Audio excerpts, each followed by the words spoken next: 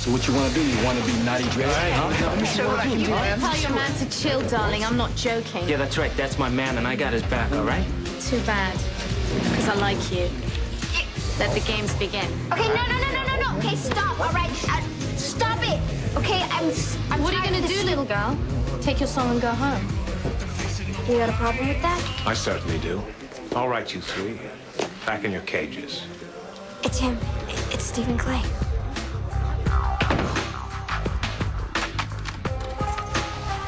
Oh, hey, I didn't hear you come in. I just bought you the cutest pair of nose plugs. Hello? Hello? Mom, what'd you do that for? Well, look at you. I just told you I bought you the cutest... Never mind. And you're letting your head get filled up with this stuff. How many times have I told you, do not blast this music into that beautiful brain of yours. It'll be warped forever. What is it, by the way? It's the Stephen Clay experience. The Stephen Clay experience. Stephen, let me hear this. Where did you get this? My girlfriend Cheyenne loaned it to me. Fine. Well, you know what? I don't want you listening to this music at all. Why? Because it's weird and it's creepy. And because that's what I tell you to do, so do what I tell you. That's what I say, huh? I told you to, that's why. Thanks a lot, Mom. Well... Oh, my God, I sound like Tipper Gore. Oh.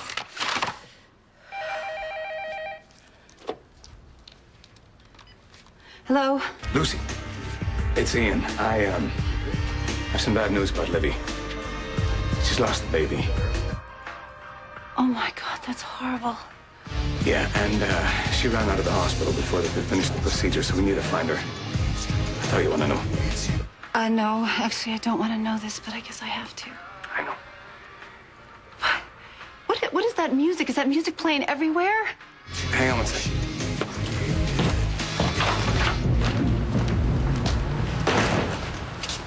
Hey, is that better? Yeah, it is. Thank you. You okay? I don't know. I don't know. It's something about that music. It's just making my skin crawl.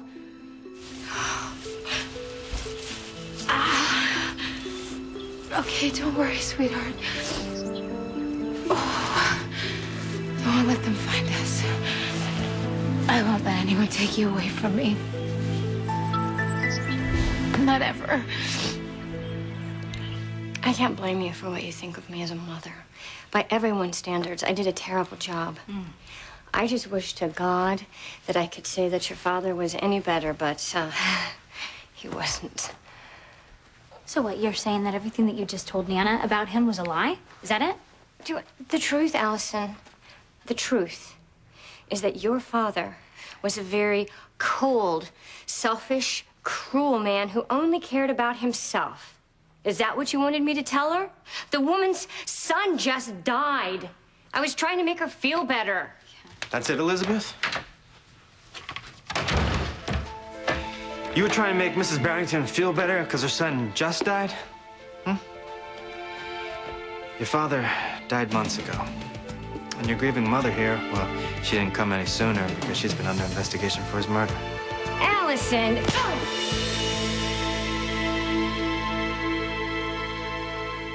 Well, this looks like quite the party. Please don't tell me that I missed all the fun. Well, nice of you to finally show up. Now, the man himself can hear the message I was just telling these bozos over here. Look, you know what? Whatever you think you need to talk to me about, you can, stick it in your 12-string and smoke it. Shame on you. You've been misbehaving again. I can always tell. I spend a lot of nights in bad hotels and long, bumpy bus rides. Sometimes they get downright mean. Yeah, look, Stephen, I don't understand why... I hate to disappoint you, young lady. I'm not who you think I am. Whoa, wait a minute. You're not Stephen Clay? No. What? I'm Joshua Temple. I'm the manager of the Stephen Clay All right, Experience. hold up a second. What's going on here? First these three clowns or whatever show up, and now you show up. When do we get to meet the man himself? You don't. You mean he's not coming here today at all? No, you misunderstand completely. Nobody gets to meet Stephen, not unless he considers it necessary, and at the moment he doesn't. So, let's get down to business. I never believe a word Karen says, or Frank either. Because they were so wrong about you. I know you're still here. Yes, I know you're still with me. I'm afraid I have some bad news. What is it? We haven't been able to detect a fetal heartbeat. I'm sorry to have to tell you this, but your baby did survive. No. No, that is not true. Not a word of it. They're just jealous and they hate me. Look, and I know, little one, I know if you were gone, I would never hurt you. I could never hurt you. I know you're still here. Strong and alive and very, very special. And we are going to come out of this on top. You, me, and the only man that I've ever loved. And I love you too. And he's going to see how special you are. And then he's gonna make us whole again. Won't you, Jack? I'm gonna have to go into town, Tess. Oh. No, it's okay. Look, we can't live out here like this. You can still come with me if you want. Just... No. Okay, hey, it's okay. I'm just gonna go in and get a few supplies, and get a battery for my cell phone, backup battery. I promise you, you won't even remember I was gone. No. Just stay. Did you kill my father? Of course not. What did you find out? Your father died 4 months ago, and your mother here has been investigated as a possible murder suspect. Allison, his death was an accident. Anytime anyone goes overboard like this, everyone on the yacht was a suspect. Yeah, but not everyone stood to inherit a fortune when he died. Just you. You've been very busy, haven't you? Just looking after the woman I love. Were any charges filed? No, not yet. There wasn't enough evidence. I can't even believe this. What? Believe what, Allison? That I'm actually capable of murder? How should I know what you're capable of? I don't even know Let me you. fill you in here, Allison. I lived with your father for over 20 years. I tolerated his cruelty, his affairs, his utter contempt for me. But I was very well compensated for that privilege. So if I wanted him dead, believe me, I had ample opportunity. So this is one chain you're not going to hang around my neck, sweetheart. I may be a lot of things, but I'm not a murderer. No, Mother. You're just a liar. Jack never had a real family. Did you know that? Just one foster home after another. And I always used to say that when he had the chance, he was going to do things different. And that's how I know he's going to be such a wonderful father. He's going to love you. He's going to love both of us to make up for all the unhappiness. You'll see. Because Mama knows these things. Now look, you're right over there. Do you see that big bright thing, the sun? Son. Yeah, very good. So, okay, when that sun gets all the way over here by these trees, I will be back. No, not Mom.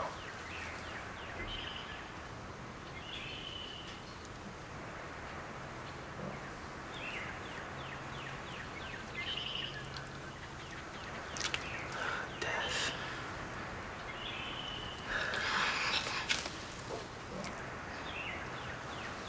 Stay. Yeah. You sure don't make it easy to leave.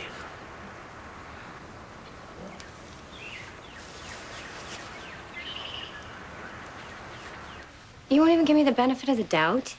Why should I believe anything that comes out of your lying mouth? Well, then believe what you want, Allison. I have reports, okay? I have police reports. I have witness statements all detailing your father's death. 2 different countries, 3 different law enforcement agencies. How much would it cost you to keep that quiet? I mean, somebody like Daddy would have at least made the newspapers. They just agreed to keep it quiet until we were absolutely sure. For God's sakes, Allison, I have an entire file detailing the search for Malcolm. You have no idea the resources that we pulled in. Well, you've covered your bases so perfectly, so you might as well leave. You fed me all of your lies. So now why don't you do what you've done best my whole life and just leave? Allison. Just go, please.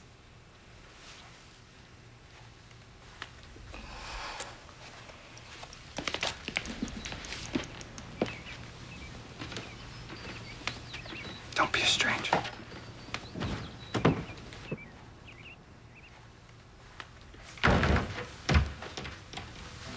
This is so crazy.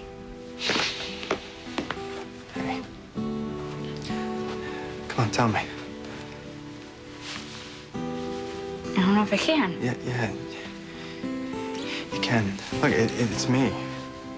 You can tell me anything. This is not okay. Nothing about this is okay. My father is dead. And I didn't even know him.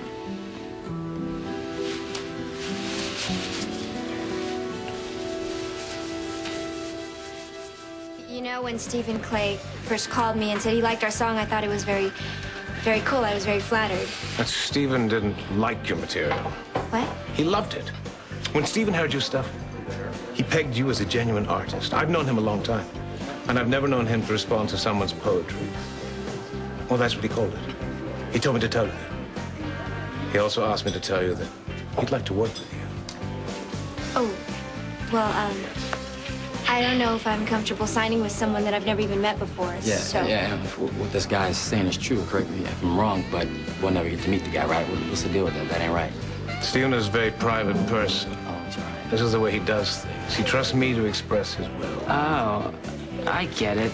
Yeah, totally. It's that whole mystique thing. All the big stars are into it. Score one for the drummer. No, Ricky, see, that's a little bull. This guy's trying to play you, okay? Who are you, sir? Who am I? I'm Jamal Woods, their manager. May I ask you a question? If you were going to go work for Microsoft, would you expect to meet Bill Gates? That's a little bit different. Maybe. Maybe not. But as their manager, your job is to do what's best for your client.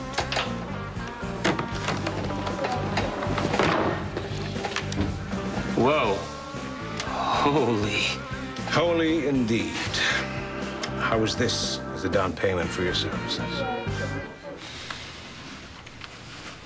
You know, the thing that is so pathetic about all this is that usually when someone loses someone, a parent, a mother or father, they have something. You know, they have a memory or a feeling or something. A lot of kids would say, I've even heard this before. Someone specifically told me, you know, my dad used to come home all the time straight from work when he was really tired, and he would change his clothes so he could immediately go play baseball with me.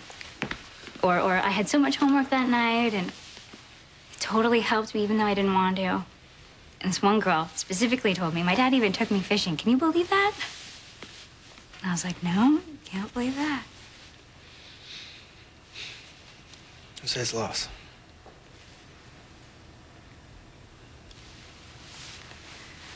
Sometimes I remember, like a smell, you know, that takes you back to a certain place, like a cologne. But then I think it's probably just the houseman at the time. All I really have that he's left behind for me is some presents that I really didn't want, and some postcards with all kinds of promises that he never really delivered on. I mean, who does that? Who does that? What father leaves behind, like, nothing? Some people have invisible friends, and I had invisible parents. My Nana would go to sleep at night, and I would sneak into their bedroom. And I would pretend like they just got home from this event. And I would go in there, and I would dance around all formal-like. I would pretend like my dad was showing me the waltz or something from how they danced at the party, and I would get out a hairbrush, and I would pretend to brush my mother's hair. How pathetic is that? How embarrassing is that? No. Don't do that. They're pathetic, not you. Don't take their failures and make them your own, okay? Okay, look at me. You know what we're gonna do? We're gonna have a family. And we're gonna show our kids the way that it should be.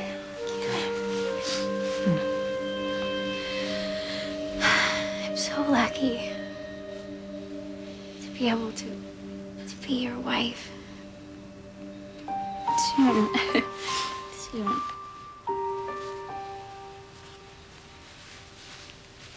I really thought that I would have so long to know him. I never stopped pretending that one day he'd really turn out to be a real father. That for our wedding, he would stop right before I went down the aisle and look at me. Take a deep breath and say, God, you look so beautiful. Sorry. For the first time,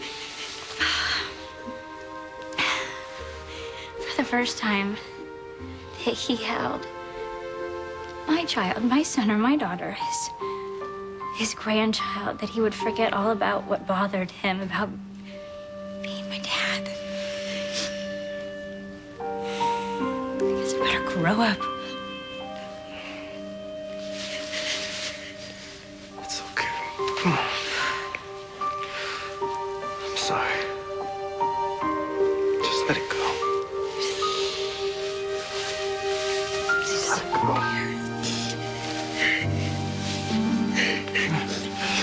Sorry. That's it. That's it.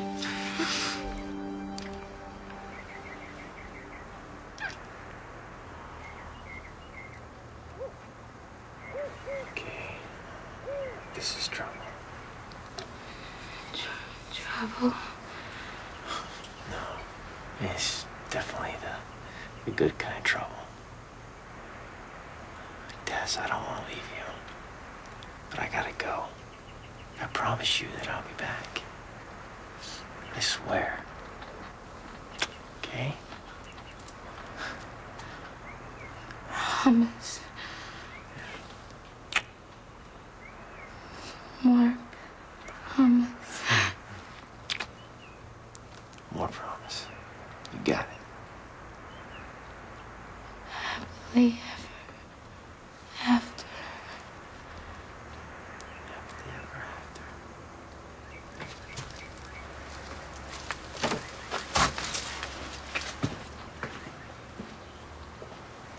Happily ever after. God, where are you, Jack? Come on, I need you. If they find me before you do, they're gonna do something awful to me and my baby. I know it. Hello? I don't understand. Jack, come on, you must know I need you now. We still have that connection between us. The one that lets you know when I'm in trouble. And it's really, really bad this time. God, Jack, you must be feeling it too. Ow! Ow, Jack! Ugh.